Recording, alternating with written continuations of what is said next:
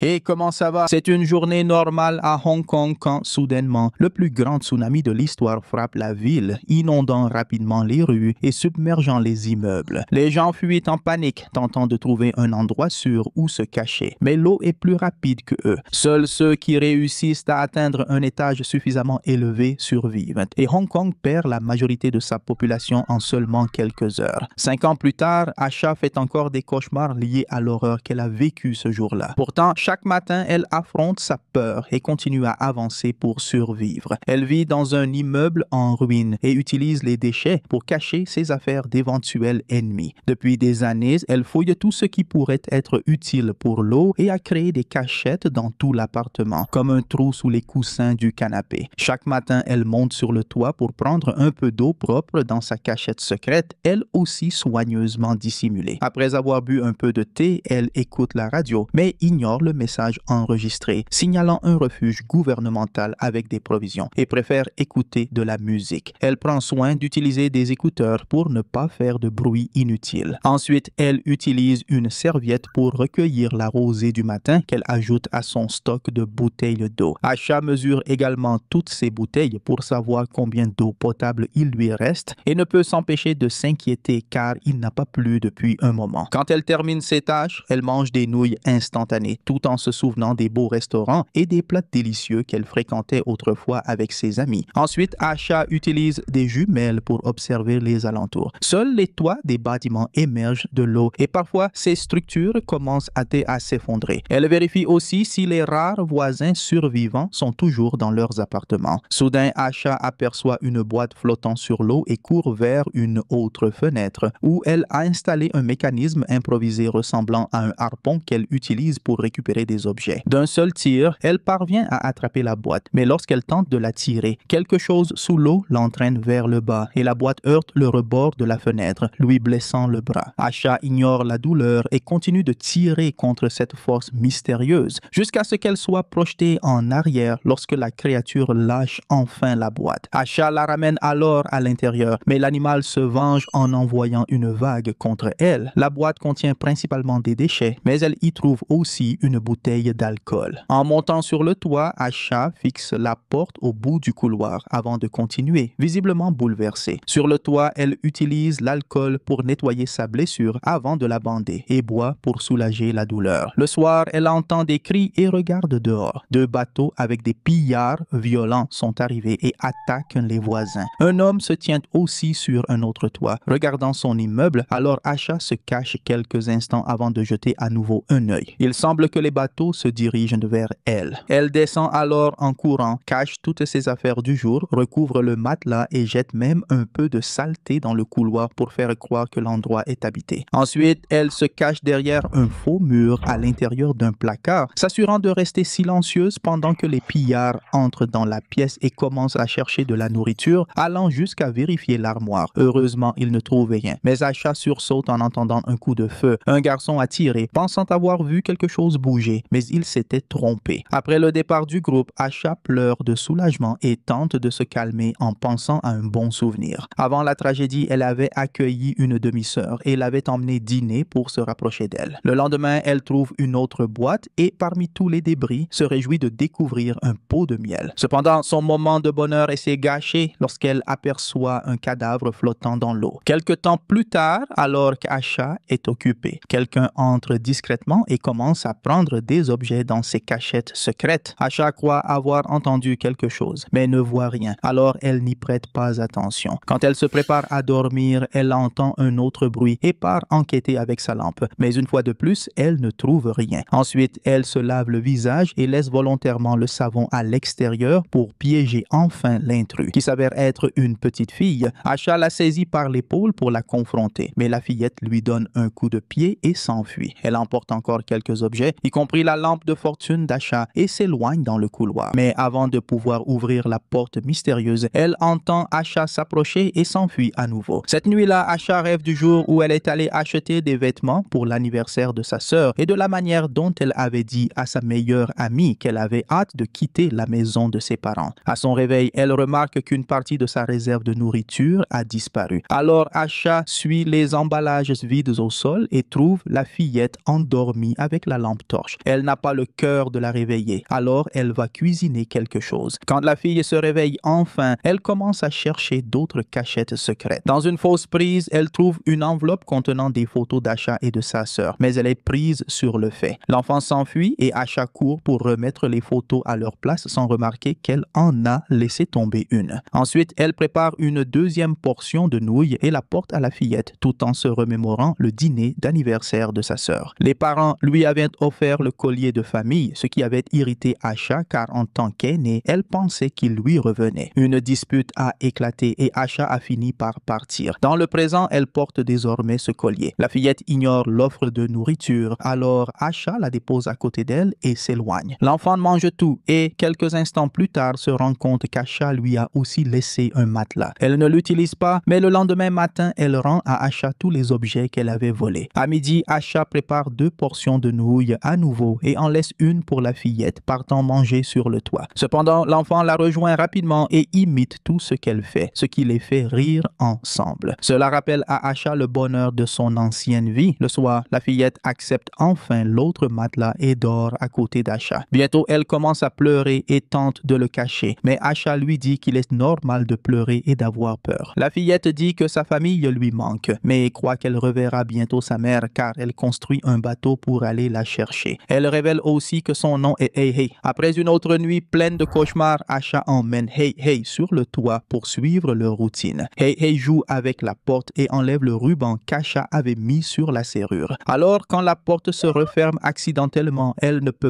plus l'ouvrir de l'extérieur. Asha s'énerve, mais Hey Hey montre immédiatement qu'elle sait crocheter les serrures et l'ouvre de nouveau. Plus tard, pendant que Asha prépare un autre repas, elle remarque que son collier a disparu. À ce moment-là, elle entend des bruits et regarde par la fenêtre, découvrant que les pillards sont de retour. Alors, elle demande à Hey Hey de rester silencieuse jusqu'à ce qu'ils partent. Ensuite, tandis qu'Asha aide Hey Hey à se laver, la fillette lui demande de partir ensemble, mais Asha refuse. Elle dit que cet endroit est sa maison et qu'il n'y a rien dehors de toute façon. Ensuite, Asha lui demande si elle a pris le collier, mais Hey Hey nie et court dans un autre appartement offensée par l'accusation. Le soir venu, Asha dîne seule et se rend compte qu'il manque de l'eau. Alors, elle va vérifier et découvre que Hey Hey l'a utilisé pour prendre un bain. Cela ravive un souvenir, celui où elle avait entendu aux infos qu'un typhon s'approchait des pays voisins et comment elle s'était disputée avec sa mère qui voulait qu'elle se marie et devienne une bonne épouse. Cette nuit-là, les cauchemars empirent et Asha continue de voir des corps dans l'eau. Au réveil, elle confond Hey Hey avec sa sœur pendant un instant. Ensuite, Asha apprend à Hey Hey comment gérer l'électricité de l'immeuble, mais Hey Hey l'interrompt pour lui poser une question sur la porte au bout du couloir. Asha lui demande de l'ignorer car la pièce pue et si elle l'ouvre, l'odeur se répandra partout. Un autre souvenir montre Asha regardant les informations qui rapportaient de la destruction totale de Singapour par les inondations. Sa mère a éteint la télé et parlé de la prochaine réunion de famille, mais Asha n'a pas pu y aller. Une autre dispute a éclaté et Asha a dit à sa famille qu'elle se sentait comme une prisonnière avant de quitter l'appartement. Dans le présent, Hey Hey utilise la radio et entend le message au sujet de l'abri. Elle court jusqu'à Asha pour lui demander d'y aller. Asha refuse, expliquant qu'il est trop dangereux de sortir. Une dispute éclate et Hey Hey traite Asha d'aigri et de colérique avant de quitter la pièce. En la suivant jusqu'à l'autre chambre, Asha découvre que Hey Hey construit un radeau avec des déchets et possède aussi un pistolet de détresse. Asha le lui enlève immédiatement et raconte qu'elle a essayé de partir il y a quelque temps, mais que la situation à l'extérieur était si horrible qu'elle a dû revenir. Après leur réconciliation, Asha se rappelle comment sa sœur l'avait suivie hors de l'appartement après leur dispute avec leurs parents, lui demandant de ne pas partir. Asha lui avait expliqué qu'il était temps de déménager, mais avait promis qu'elles sortiraient encore ensemble. Le lendemain matin, il commence enfin à pleuvoir. Alors Asha et Hey Hey courent sur le toit pour récolter le plus d'eau possible et la stocker correctement. En travaillant, Hey Hey remarque que le collier d'Asha était simplement tombé. Asha retrouve alors la photo oubliée et est envahie par les souvenirs jusqu'à ce que Hey Hey la réconforte en lui rappelant qu'elles se sont l'une l'autre. En allant se coucher, Asha est surprise de trouver quelque chose sous l'oreiller. Son collier tombé à cause du fermoir cassé. Se sentant coupable de la façon dont elle a traité Hey Hey, Asha commence le lendemain à travailler sans relâche jusqu'à construire un radeau. Hey Hey est ravie et Asha repense encore à la nuit de la dispute. Sa sœur essayait de lui dire qu'elle avait laissé le collier dans sa veste, quand soudain les gens dans la rue ont commencé à courir, paniqués, car un énorme tsunami arrivait et a inondé les rues en quelques secondes. De retour au présent, Asha décide d'offrir le collier à Hei Hei. Quelque temps plus tard, elle rassemble des provisions pour préparer le radeau au départ. Hei Hei écoute la radio et les écouteurs se déconnectent accidentellement, faisant résonner la musique dans la pièce. Asha court pour couper le son, mais elles entendent bientôt les voix des pillards à l'extérieur. Paniquées, elles se précipitent pour cacher tous leurs objets personnels. Asha pousse alors Hei Hei dans le trou derrière le faux mur de l'armoire. Il n'y a pas assez de place pour deux, alors Asha va se cacher dans la pièce malodorante. Les pillailleurs entrent rapidement par la fenêtre, mais Asha se cache à temps où elle retrouve d'anciennes photos de famille. C'était son ancien appartement. Les pillards fouillent avec beaucoup plus de violence cette fois, détruisant tout sur leur passage, y compris le radeau. Un homme entre dans la pièce où Asha est cachée et manque de vomir à cause de l'odeur nauséabonde. Mais il continue de fouiller et soulève de vieux draps, découvrant les corps des parents d'Asha, ce qui le fait vomir. En même temps, Asha se sent également mal, se souvenant de la nuit du drame. La vague détruisait tout sur son passage, tuant des dizaines de personnes chaque seconde. Tout le monde se poussait pour tenter de survivre. Asha a tiré sa sœur dans un immeuble pour monter les escaliers, mais la foule les a vite suivis. De retour au présent, les pillards emportent toute la nourriture et regardent les photos d'Asha. Le garçon remarque l'armoire et détecte quelque chose d'étrange. Les autres l'aident à déplacer le mur faux et capturent Hei Hei. Asha entend tout depuis sa cachette et a un nouveau flash. En montant les escaliers, sa sœur a trébuché et a été piétinée par la foule. Asha a paniqué et a continué à courir sans se rendre compte qu'elle l'avait perdue jusqu'à arriver sur le toit. Soudain, Asha entend Hei Hei, terrifiée, indiquer au groupe où elle se trouve et les pillards la trouvent rapidement et la rendent inconsciente. Quand elle se réveille, Asha est attachée et le pillard étranger tente de profiter d'elle, mais à ce moment-là, le chef l'appelle. Peu après, Hei Hei et toutes les provisions sont emmenées sur le bateau des pillards. Asha est également traînée et en voyant Hei Hei, elle pense à sa sœur, réalisant qu'elle ne peut pas refaire la même erreur. Elle tire sur la corde, mais l'homme la retient et la fait tomber dans l'eau. Par chance, un CD cassé flotte à proximité et Asha l'utilise pour attaquer l'homme qui tente de la noyer. Après une lutte, elle parvient à attraper le pistolet de détresse dans sa poche et tire, tuant l'agresseur. Les autres pillards entendent le vacarme et retournent au bâtiment, mais ne trouvent pas Asha. Le groupe se divise pour chercher et l'un d'eux entend Asha pleurer et la suit. Mais c'est un piège, elle le fait tomber avec une corde, puis utilise une guitare pour le frapper à mort. Elle prend son couteau et court dans une autre pièce pour allumer la radio. Un pillard suit rapidement le son et Asha lui saute dessus par derrière et le poignarde, mais ce n'est pas suffisant. L'homme la combat, la jette sur un matelas et tente de l'étrangler. Heureusement, elle atteint le couteau et le poignarde plusieurs fois jusqu'à ce qu'il meure. Puis, une pillarde entend un autre bruit et trouve une boîte de conserve avec une flamme. Asha la surprend en lui lançant de l'huile et en la poussant dans une autre pièce où elle l'enflamme avant de bloquer la porte pour la laisser brûler lentement. Le chef entend ses cris et monte les escaliers, mais Asha lui saute dessus pour le poignarder. Un nouveau combat commence durant lequel il frappe Asha plusieurs fois avant d'essayer de l'étouffer. Asha continue de se battre, atteint une lampe, éteint la lumière et le bat à mort. Quand elle rallume sa lampe torche, l'homme réapparaît et commence à tirer. Asha court aussitôt vers le toit. Il la suit et dès qu'il sort, Asha referme la porte après avoir retiré le ruban et l'enferme sur le toit. L'homme commence à supplier d'une voix innocente et Asha hésite à avoir pitié de lui, mais il se remet à tirer sur la porte, alors elle part. Il ne reste qu'un seul pillard sur le bateau, surveillant Hei Hei. Asha se rend à la fenêtre et utilise son dispositif de récupération, mais rate son tir et l'appareil tombe à l'eau. Quand l'homme s'approche pour inspecter le bruit, Hei Hei saisit l'occasion pour le pousser hors du bateau, mais il l'attrape et l'entraîne avec lui. Une Asha désespérée plonge dans l'eau pour la sauver, tandis que l'homme réémerge juste avant d'être dévoré par une créature marine. Après quelques secondes de silence, les deux filles refont surface, saines et sauves. Elles nagent jusqu'au bateau et partent enfin, sachant que toutes les provisions volées par les pillards les aideront à tenir jusqu'à ce qu'elles trouvent le refuge. Cette nuit-là, Asha dort enfin sans cauchemar, et c'est ainsi que se termine The Calm Beyond, un film de science-fiction et de suspense de l'année 2020. Et je vous dis à très bientôt pour la prochaine vidéo.